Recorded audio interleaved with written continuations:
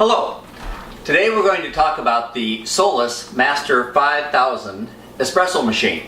I've owned it for a year now, so I have some experience that I'll be happy to share with you, and a couple of suggestions that you might find useful if you are considering purchasing this Solis Master 5000. Of course, before you do anything, you'll want to make sure that there's enough water in the machine, and this is the water reservoir. It comes off just as easy as that. So I usually fill it with cold water, take the whole thing over to the sink, fill it up. It holds enough for, I don't know, maybe 8 or 10 lattes, 16-ounce lattes.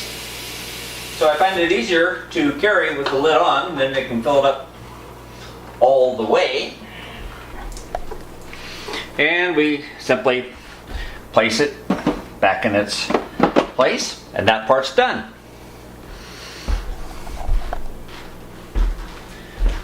Next, the coffee beans go in this container. This container is not removable, so basically you have to pour them in somehow.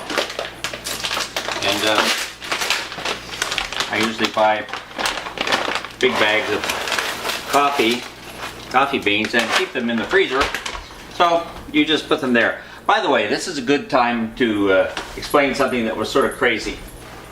When I got this machine, down in here is the hole that goes in and it actually grinds the coffee, and it was in a little bracket that had this little tent sitting over it. I guess it was like this little tent. Well, you know what?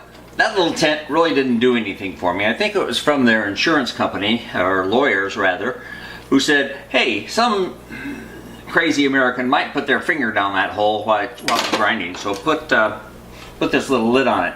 It pops right out. I'd suggest you take it out. It sometimes gets in the way of the beans going down the little hopper. So now everything's set and we're ready to make our first espresso. You turn the machine on with a little switch that's here in the back. Now the funny thing about the instructions is that they don't tell you where the on-off switch is. It took me a minute to find it in the first place, but it takes a while for it to warm up, maybe a minute or so. And once the boiler is warm enough to brew your coffee, this little green light comes on, and it means you can start. So the way we start, we simply push the button. We'll set this dial to how much coffee you want, up to a full cup if you want. I usually set it pretty low because I have 2 shots, and so I'll put my shot glass here, or you can put your whole cup under there. Like we could lift this up and put the cup right there, right into it. But so you can see it better, we'll just do it this way. And I keep two small but strong shots, and I push it once and a second time, and it'll give me 2 shots. So what you hear is the grinder grinding, and then you'll hear a couple pop pop as it packs the coffee.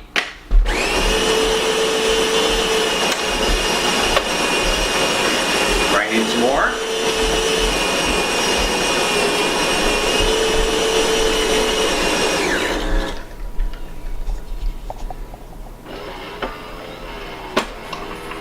And that's the first shot. What Solis does, they always have a little water first go in there and then stops, and then it starts again. So here comes the second shot. And it'll meter it out. And you can see we have a not a bad shot of espresso to make, in my case, the latte. When the shot is done, you do need to push a button, and you push this button for the steam, and when you press it, it will start to blink. And because this is a single boiler system, it has to wait until this gets up to about 205 degrees F. So it'll take a minute or so before the steam is ready. As soon as it's hot enough, this light will stop flashing and you can steam the milk. I use a fairly small cup. I put about 8 ounces of milk in this little steaming pitcher, and that fills it to about half full. And this nozzle swivels, so it'll swivel over here, and you can just set it down and let it go. Before I go on, I'll show you what the unit comes with: a steaming nozzle that looks like that, and it aerates the milk so that it gets a good foam. But I found that it aerates it too well, and I like to get my coffee or my milk hotter, about 160 degrees, and this doesn't allow me to do it. But the nice thing is you can take it off. I don't even use it. So put this in here, and the little knob on the side, you turn it on, and we're starting to steam the milk.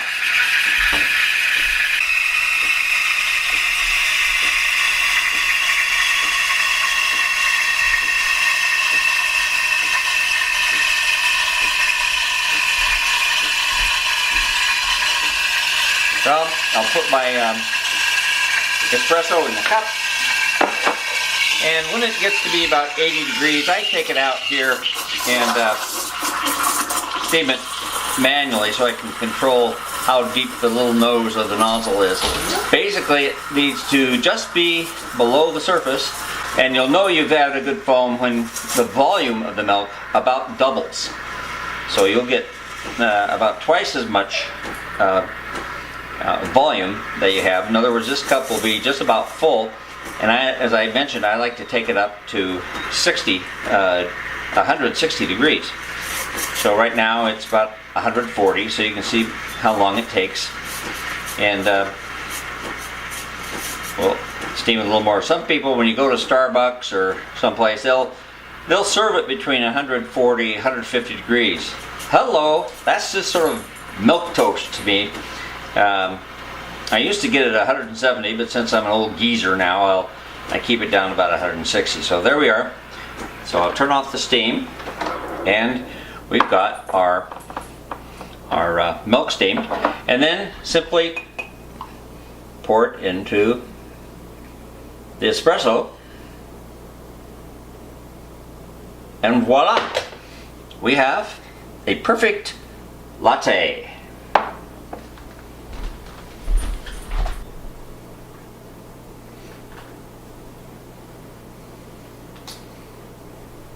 Now, cleanup is really easy. You're going to like this a lot.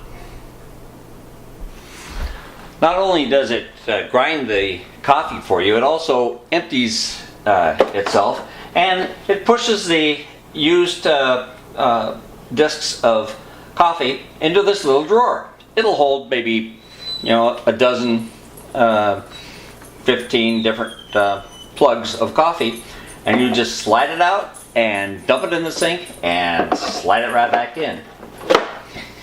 After you've steamed it, you need to purge this nozzle.